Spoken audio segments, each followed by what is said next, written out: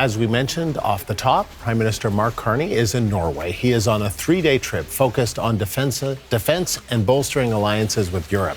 Carney attended military exercises today between Germany, Norway, and Canada. He says they are important given current international tensions. The CBC's Catherine Tunney is among the journalists traveling with the Prime Minister. She brings us the latest.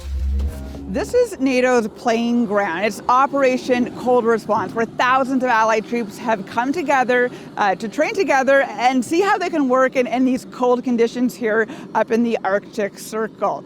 We've heard from Norwegian officials today who kind of ran through some of the scenarios that the troops here are going through and said basically it covers everything from space to submarines and any kind of potential threat that could happen in the north.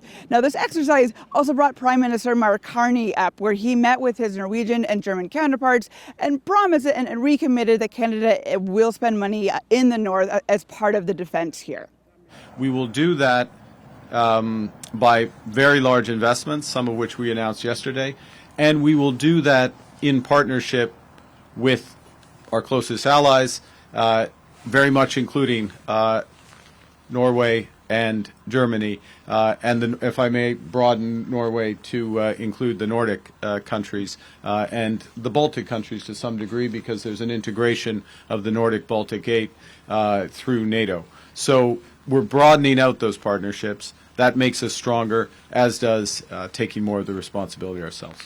Now, this exercise takes place against the backdrop, clearly, of some escalating tensions in the Middle East. But the leaders here stress that this exercise clearly is intended for Russia. And while, yes, perhaps some people are distracted by what's going on in the Middle East, they still want to make sure that Putin is facing pressure.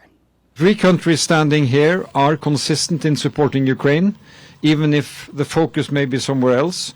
In fact, we have... from Norway and Germany, I think will be the major providers of support, and also from Canada to Ukraine's ongoing efforts.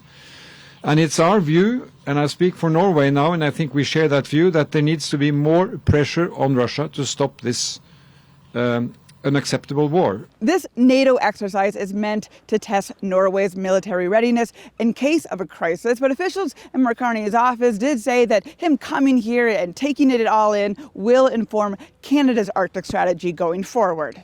Catherine Tunney, CBC News, Bardufoss, Norway.